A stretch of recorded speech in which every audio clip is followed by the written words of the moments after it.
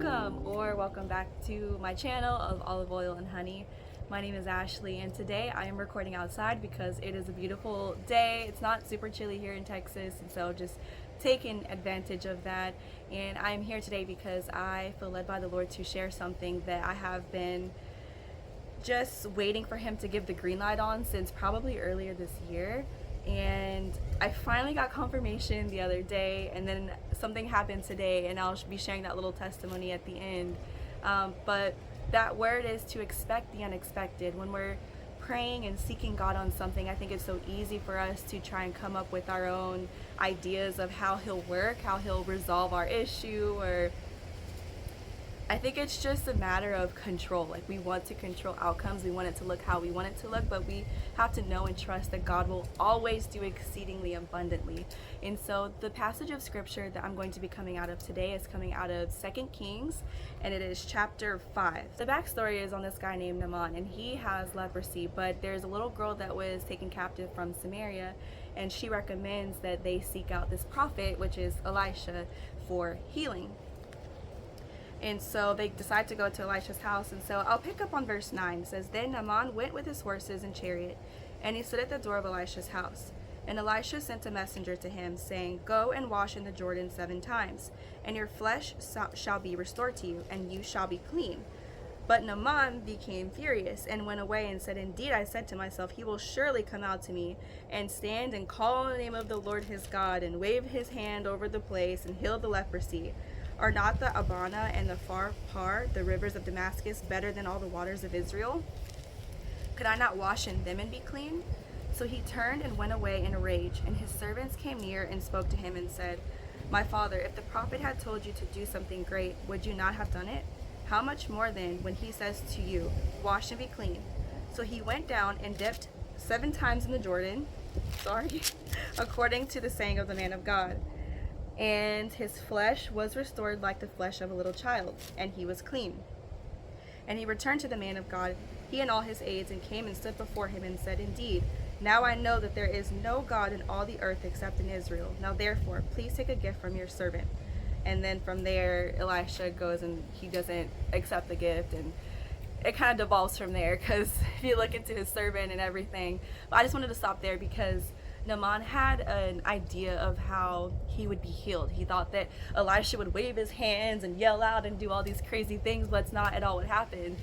In fact, he told him to do something that was very contradictory to what he was probably accustomed to, and the fact that he lived in an area where there were cleaner looking waters, but Elisha is telling him to go dip in the Jordan, which usually has like a brown, murky kind of look, and so it didn't make any sense to him.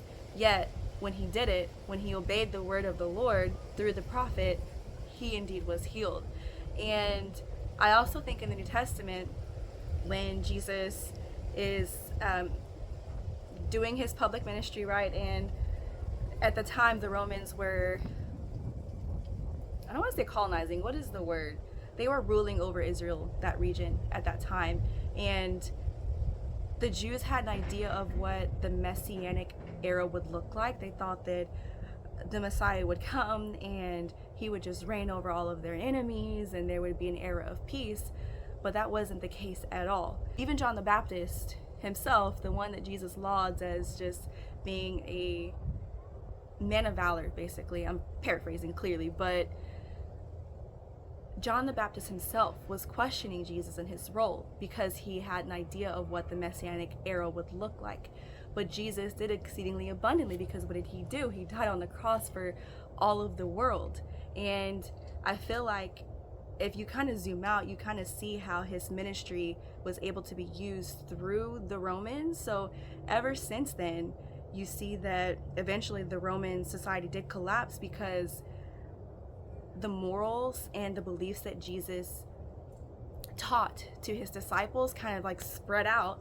And for example, they didn't value the life of women and children. They were just kind of like commodities. But ever since Christianity kind of took over, Roman society had to make some changes, and they had to change their outlook on women and children. And so it's just like Jesus was able to use that period of time as a tool to overcome some really dark practices that took place thousands of years ago through the Roman kingdom, I guess you could call it. And so that is just my word of encouragement to you today, is to expect the unexpected when you're seeking God on something.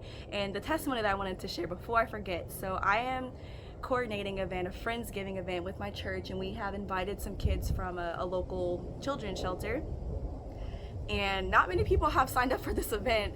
And so I asked my pastor to do an announcement. It happened to line up perfectly because this weekend is, I think it's called like Stand or something like that, where they try to advocate for people to donate to orphanages and different social work type of organizations where they're taking care of children in the system.